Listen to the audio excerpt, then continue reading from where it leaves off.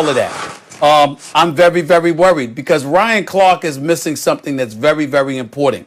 What's the measuring stick, Max and Molly and Ryan Clark? And I appreciate that Super Bowl trophy. Thank you very much, even though you retired a Redskin, but we'll deal with that later. Here's the bottom line.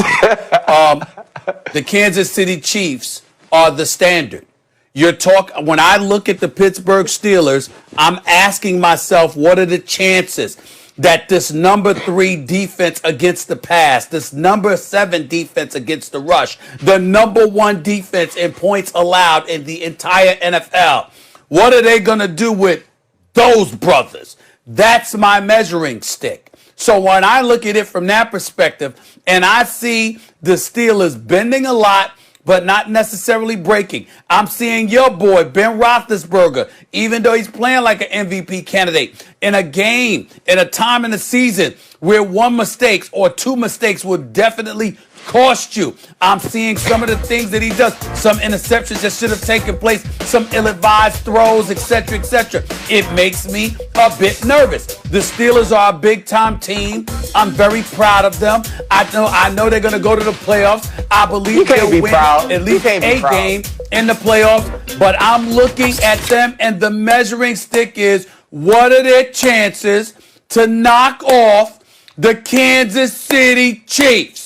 And if I think those chances are slim to none, and we're looking at them overrated and talking about them at 16-0, how they overrated, it gives me cause to pause. That's where I'm at. Well, I didn't say they were overrated. They said, are you leaning more towards underrated or overrated? When you look at them being undefeated, you're talking about a team that could go 16-0. You're talking about, oh my God, Super Bowl champions. I don't view them that way. I just don't. First of all, Ryan, let me explain. I am loath to defend Stephen A. Smith, but let me explain what's the psychology, what's going on. He's a Steelers fan. He's trying not to jinx him. Stephen A., I see what you're doing. Don't worry about that, man. I got you. The bottom line is if you're forced to say either under or overrated, what are they closer to? The answer is they're closer to underrated because no one really believes in them. And this is something I've talked about this theory before on the air. With teams or with fighters, Ryan, I know you're big into combat sports. Stephen A., so are you. With teams or with fighters, overwhelming offense will always be overrated. Because when they come up against mediocrity, mediocrity can't do anything to stave off the overwhelming offense. They get blown away. But great well-roundedness, mediocrity can hang around with it for a while, not get as embarrassed as when they go up against, overwhelming offense.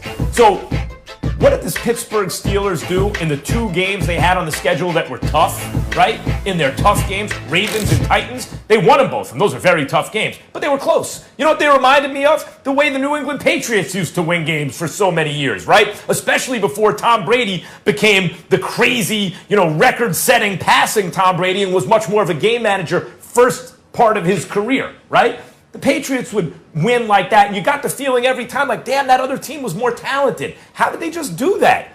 What about when they played the greatest show on turf? Greatest show on turf. Oh, my God, what an offense. As usual, great overwhelming offense. Patriots really well-rounded, but they beat them. Guys, why do you think Evander Holyfield was such a big underdog against Mike Tyson once upon a time?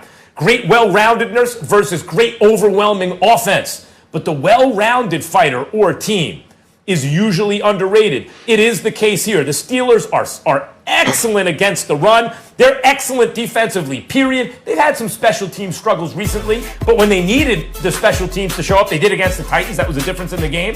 Offensively, we know what they can do. They have some dynamism on offense. Big Ben's been playing well. They have experience there under center.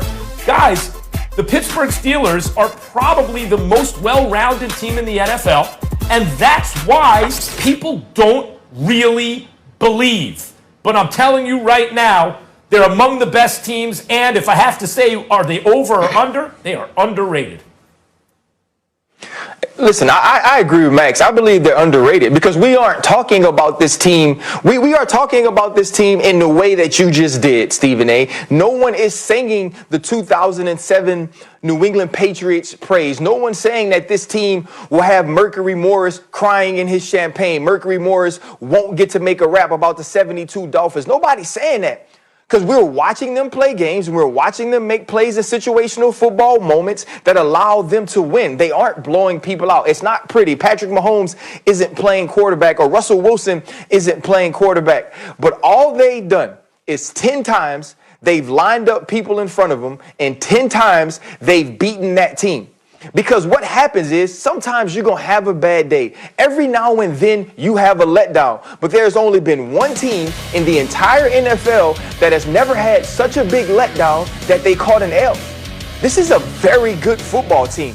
And Minkah Fitzpatrick, and I have been back and forth with him. At the beginning of the year, he wasn't making the plays on the football, and I was like, I don't know if the tips can continue. And dude just finds the ball. Dude just makes plays. TJ Watt is going to be a perennial defensive player of the year contender. Cam Hayward is a stalwart in the middle. And then offensively, and you watched the game last night, right? The Kansas City Chiefs won because the Las Vegas Raiders scored too fast. That's it. So when you see Aguilar and you see Ruggs and you see Josh Jacobs and you see Darren Waller get loose on the Kansas City Chiefs, you got to think Chase Claypool, Juju Smith-Schuster, Deontay Johnson, James Washington, that these dudes can get loose as well, but they can actually play defense. So when you compare them to the Kansas City Chiefs, I think they compare favorably. And when you look at a team like the New Orleans Saints, I think you look at those two teams and you think about Drew Brees and you say, you know what? These are probably the two most well-rounded football teams in football.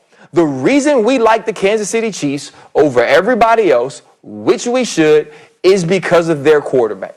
That's not a problem. But this team is underrated because anytime they line them up in front of you the same way they did Floyd, since we talked about combat sports. Nobody wants to say he's the greatest of all time, and that's okay. They lined up 50, and 50 fell. So far, they've lined up 10, and 10 have fallen, and we have to give this team respect because they are a true Super Bowl contender. Unlike Floyd, they can't choose their opponents. Well, they got to play they who's there. The Stephen A. Yeah. Listen, nobody said that they don't get respect. But what I'm talking about, when you talk about underrated or overrated, we talk about them at 10-0. We talking about a legitimate Super Bowl contender. And I guess you can surmise they're a Super Bowl contender, but I look at them as being undefeated. And I get very, very nervous when people start talking about they undefeated. Can they go 16-0? No, they don't sit up there and drape them with praise and talk about Bud Dupree and Stephon Tuitt and TJ Watt and these boys and Minkah Fitzpatrick. No, they don't talk about them enough. Okay, and then you look at Big Ben Roethlisberger. He's an MVP candidate. And you've got Claypool with J.J. Schuster and James Washington and all of these boys. Yeah, you might talk about them, but ultimately, in the end, here's what I look at. You've had 3 blowout victories this year. Cleveland, Cincinnati, Jacksonville. Every damn thing else has been damn near nail-biter. Don't get me started to how they looked against the Cowboys a few weeks ago. Stephen A., I just got one thing. I say all of that to say they make me nervous. The more they win, the more they make me nervous. I just got one thing, guys. Because I have the standard that I'm holding them to. Go ahead. Stephen A., I'm going to tell you how I feel about you right now. Right now, I would trade you for a Cowboys fan. I would take a Cowboys fan into Steeler Nation. I know how you feel about them and give you to the Dallas Cowboys. That's how awful you are being as a fan right now. You shouldn't get to talk about the Steelers. Can I respond to that? Can I respond to that? Can I respond to that? Yeah, go ahead. May I respond? I don't give a damn what you feel. I don't give a damn who you trade me to. I mean, what do you think I care what you say? When you're a Super Bowl champion with the Pittsburgh Steelers and you just started praising them 3 weeks ago. Where the hell you been? You won a title with them. And you about giving them praise for years. Hey, Molly. So I don't care. Molly, can I show you one thing real quick? Hey, Ryan, where are you from? Yo, I'm from New Orleans. Where are you from, Ryan? And where'd you win the Super Bowl? Pittsburgh. And who are the two you said the 2 best teams in the NFL, most well-rounded, are who? Pittsburgh and New Orleans. Okay. All right, we'll leave it there.